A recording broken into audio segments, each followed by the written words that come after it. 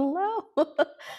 Happy Saturday and welcome to the AC Brown Show. I'm AC Brown.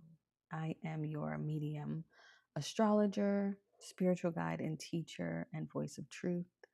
And I want to thank you so much for joining me on this Saturday. After today, I have 3 more days of my live series. We're going to try and do. Why is my. Hold on. Which app do you want? I don't I don't know what the hell's going on. We're gonna try and do an hour today, but I doubt it because I am a little bit spent. But here I am. But today we're gonna talk about something interesting though that I did want to cover during this month, and we're gonna talk about asteroids because everybody has questions about asteroids a lot. Um, Asteroids, what are they? All of that stuff. So we're going to talk about asteroids today. Um, the role of asteroids in your astrology chart. So there are thousands of asteroids. There's so many asteroids. I can't even name them all. I only know like a handful, like right off my head, like maybe 20, 25, but there are thousands and thousands of asteroids. And so a lot of times, not a lot, but people don't understand asteroids, okay? Um, and there's a huge reason for that. So, asteroids are just, they're like points um, that help you in your chart. So, they're not um, planets, like you're very clear on what that planet does. You're very understanding of what that planet does, but there are over, I think, 20,000 asteroids that affect your chart, and they can unlock a lot of psychological patterns. Um, they can help you figure out certain things. So, asteroids, there's so many, right? There's a lot of asteroids. Um, I'm trying to explain this in the right way. Um, I understand them, but they show up differently in everyone's chart and how you use them. There's so many books on asteroids. Some of the like kind of top asteroids that people look at are Ceres, Juno, um, Vesta. Why in the hell is my Siri like acting up? That's so odd. Anyway, she keeps on trying to like talk.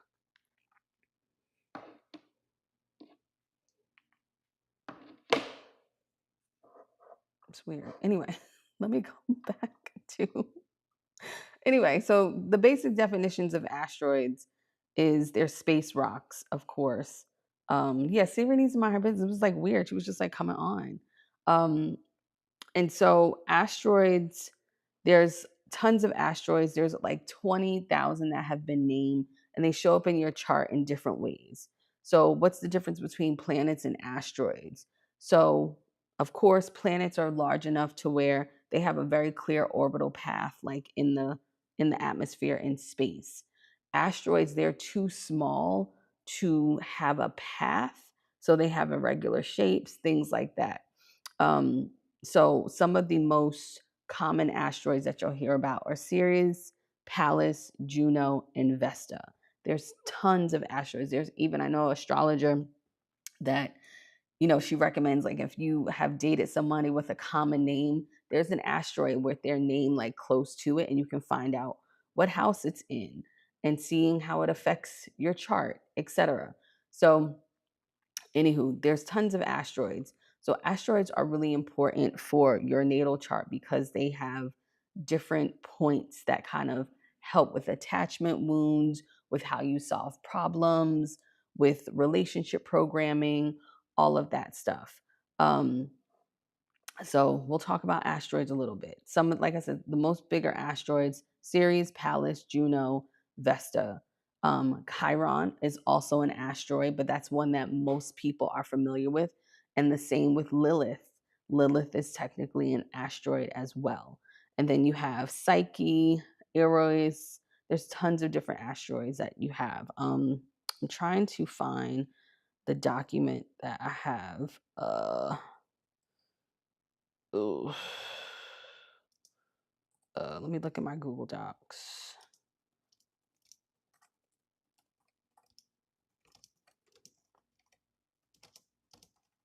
I think that's the name of it.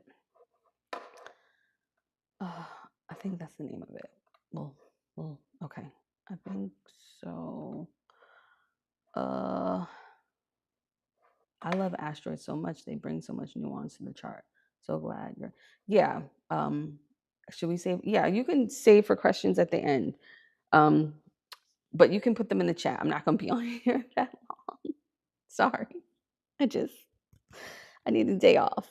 I haven't had a day off since for the whole month. So, but yeah. Anyway, so let's talk about the 4 asteroids that are most common. So Ceres is like a mothering asteroid, the great mother or mother asteroid. So it's a larger asteroid, and it's also classified as a dwarf planet. So it orbits the sun, I believe, every 4 or 5 years, something like that, with that one. But every asteroid, not every, but majority, some of the asteroids have a a mythological foundation. So the story of Ceres is like, um,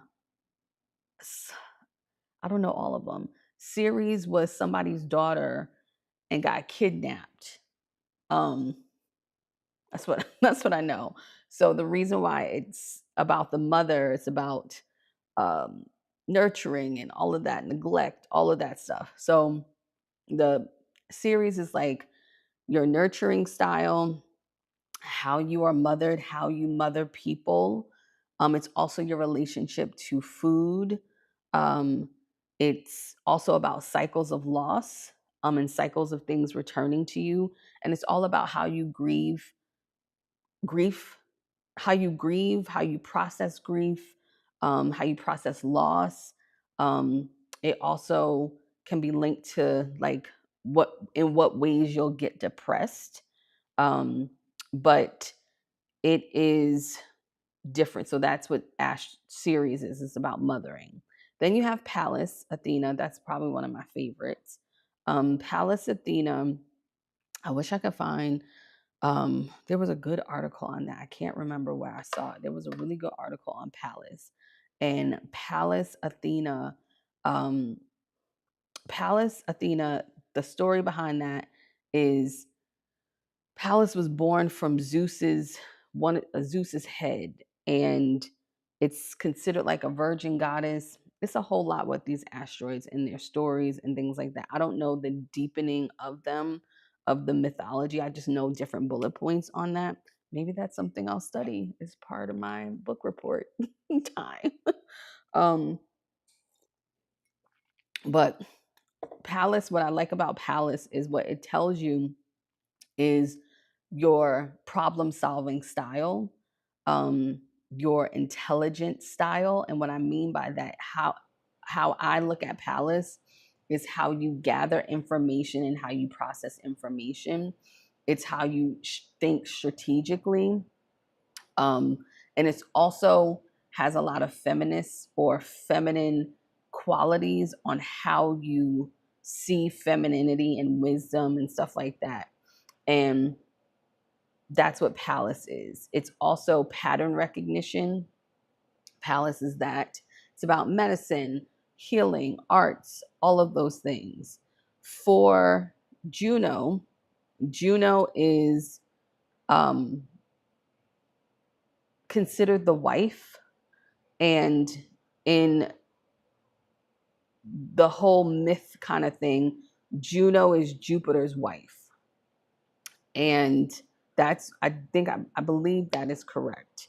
Um, and the rumor, I believe that Jupiter was cheating on her, something like that. Anyway, but Juno represents, I know it has a lot to do with marriage and partnership and stuff. So, what I know Juno tells you is what you need in a committed relationship. It also shows you like the type of patterns you'll repeat karmically in your relationship if you don't heal. It shows your loyalty. It shows the power dynamics in the relationship.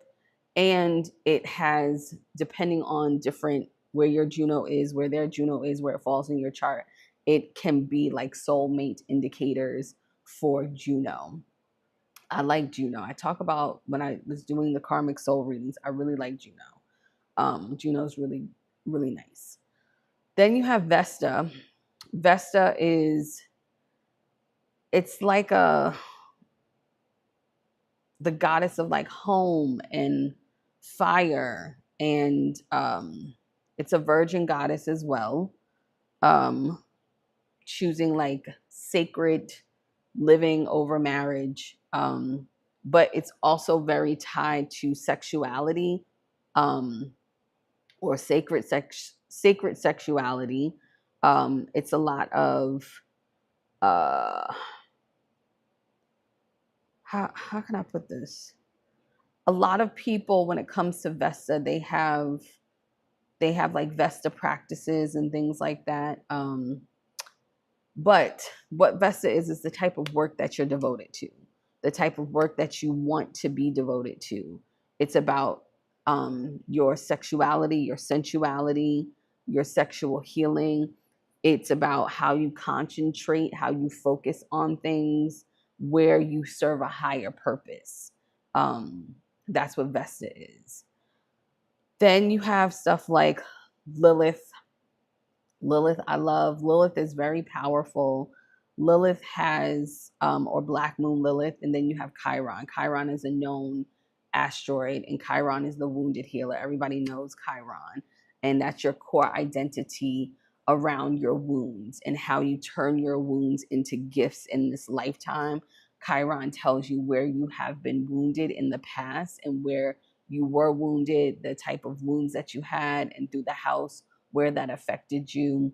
And then that's really where the house is really where you're supposed to heal that wound in this lifetime.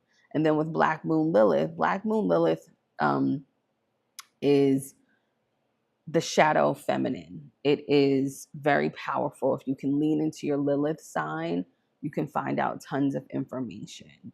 Um, any questions? That's all I have to. That's all I have to say. OMG. Listen, I did not expect the wall to hit so hard at the end. Uh, Let me see if I can find Lilith. Okay.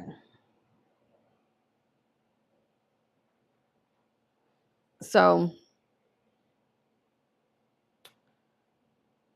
what's the difference between the asteroid Lilith, the Black Moon Lilith, and um, the difference between true Lilith and mean Lilith calculations is how can I explain this? Because there's true Lilith and then mean Lilith. So Black Moon Lilith is, so they're definitely ash orbs, right? So how is it explained? So mean Lilith is the average motion of the movement. Um, so it's steady progression. Most, I know, astrology softwares, and when you pull it, they will use the mean Lilith. So standard practice, like when you pull your chart and something free, that's what you see, the mean Lilith. The true Lilith, like when you go on um, certain astrology things, you have to like actually find that asteroid. That's the actual position of the of Lilith for you. But it's irregular. So the black moon Lilith is more consistent, and then the asteroid Lilith is irregular motion. So sometimes it moves fast, sometimes it moves slow. I will double check that, but that's what I believe it's about. And the degree variations, they can vary degrees a lot. So black moon Lilith is the consistent patterns, like your consistent shadow patterns. True Lilith is like, because it's irregular. So it's like the irregular motion of what's happening.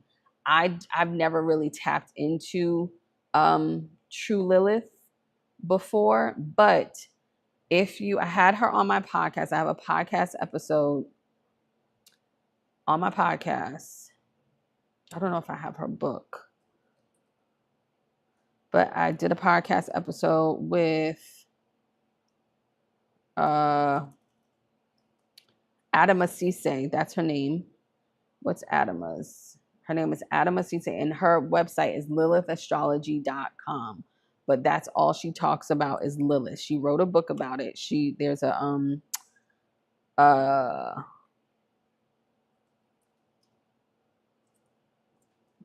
she wrote a book, and the book is called Black Moon Lilith Rising. She talks about Black Moon Lilith. I think in the book she touches on True Lilith, but the reason why people focus on Black Moon Lilith is because it's more consistent. But her name is Adama Cisse. I'm gonna put the book in the chat so you all can get it, and I'll put it in the chat. Oh wait, did it not copy? Hold on, I'll put it in the chat. Copy. Wait, why is this not copying? Okay. All right, I put it in the chat, but her book talks about it. It's a very good book, but check out the podcast episode. Oh, check out the podcast episode. She talks about Lilith there. So, yeah, talks a lot about Lilith. All right, let me answer more questions. And good morning, everyone who's joining. That's the difference between Lilith and Aquarius. It depends on the house. I have vivid dreams last night. Someone telling me to look into that. I had to look into Chiron. That would guide me.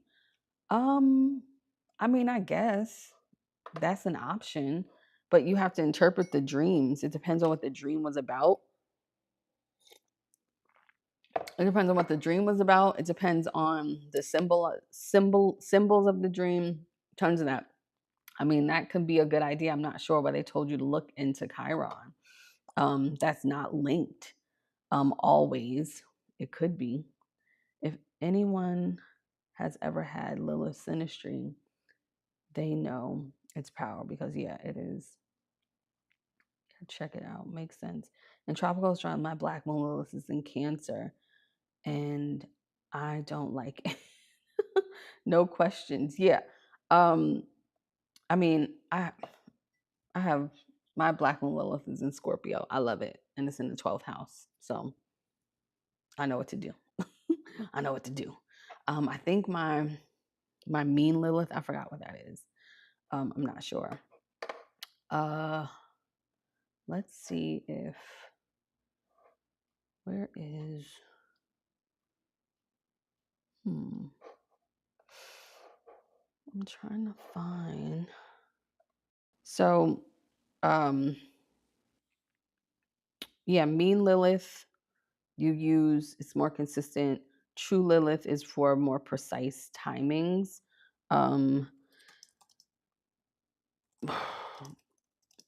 Mm, I'm trying to find something.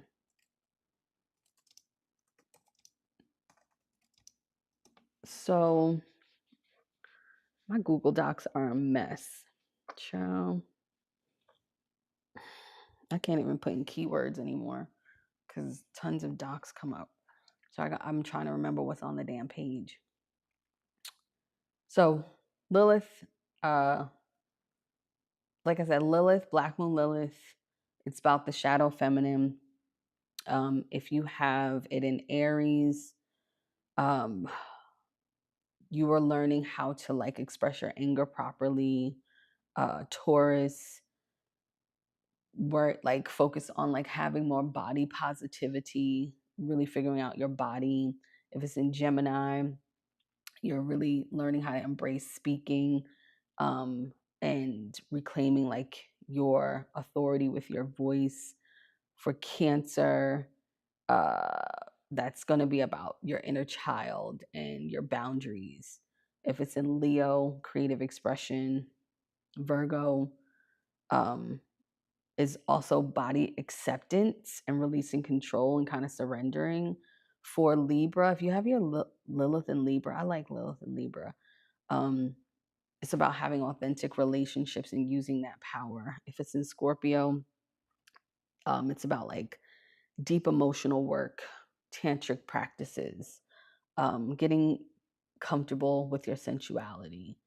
Uh, Sagittarius, being free, being open, leaning into that. For Capricorn, um, Lilith and Capricorn. Lilith and Capricorn people can be extremely ruthless when it comes to getting what they want. That is what I do know that.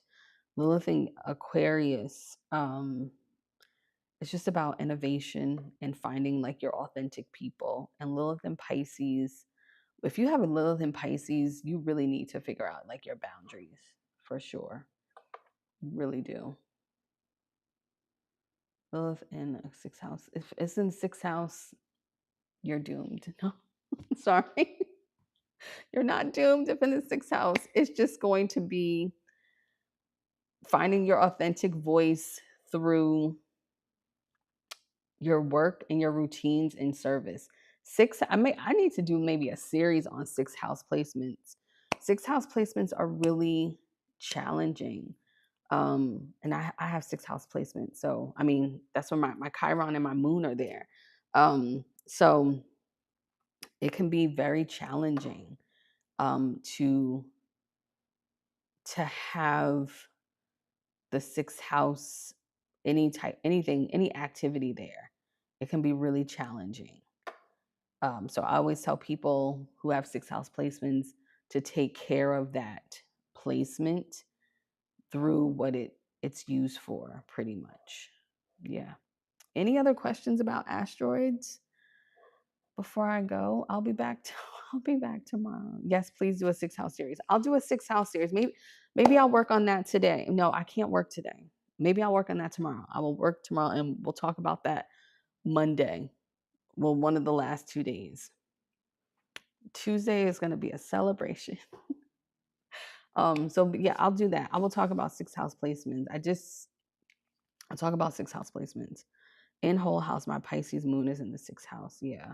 That's a lot. I have my moon in Taurus is the sixth house. My Chiron's in the sixth house. Um, yeah, it can be a lot. It can be a lot. It can be a lot. But how, tapping into your Lilith is always a good idea. But I'll do something on the sixth house. My Lilith and Pisces in the sixth house, but it's retrograde. Yeah, the sixth house, I am starting. Well, let me rephrase. The only reason why I realize how wild um, the sixth house is because Uranus was in sixth house in Taurus from 2018 all the way just until July. And I was like, oh yeah, that was why I was having all of these like all of a sudden kind of thing. So I'm really happy that it's moving out, that it's in Gemini. I can handle stuff there. But when it comes to your body, um, all your routines, that's like a lot. So yeah, that's how I really started understanding the sixth house is when Uranus moved into my sixth house. And it was just like, whoa, what the hell is going on? But the sixth house, there's a lot there. I'll put that on the list. I'll talk about that on Monday and talk about the sixth house and talk about it. Lilith and Leo in the seventh house. Lilith and Leo. So the seventh house is going to be relationships, but mostly the relationship with yourself. Um, and with Lilith and Leo there, Lilith and Leo is, your creativity is suppressed, forced to like dim your light, probably in relationships, forced to not be your most authentic self. You can probably get into relationships that where you're attention deprived, where people are not meeting your needs, your wants, and your desires. That is very possible with Lilith in Leo. So you probably do things a lot for attention, especially in relationships with other people. Um, so I mean, you have to just be your most authentic self there. So yeah. All right, cool kids. I am going to go. I'll be back at 11 o'clock tomorrow. Um, yeah, I'll be back tomorrow at 11. So I will see you all very soon. I'll see you tomorrow. Thank you for showing up. I really appreciate everybody who shows up. You have no idea whether it's 2 people, 7 people, 25 people. Yeah. So my palace. Oh, there was another question. What my palace is retrograde in Aquarius in the ninth house. What should I mean? Ninth house. I'm not gonna lie. This is from YouTube. Ninth house placements are easy. You just and since it's retrograde, any planets that you have retrograde means it's an internal thing. It's an internal thing first with you. You have to figure it out internally first.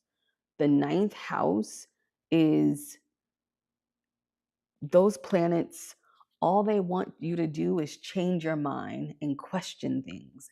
That is it. Question philosophy, question your beliefs, question how you think about religion, studying, writing. They just want you to question stuff. So having Palace there, Palace is, that energy of just you being someone who is intellectual. It's intelligence, it's your learning style, it's your problem solving style. So that's what it wants you to do, is just question everything. All right. Toodles, everyone. Thank you so much. Bye bye.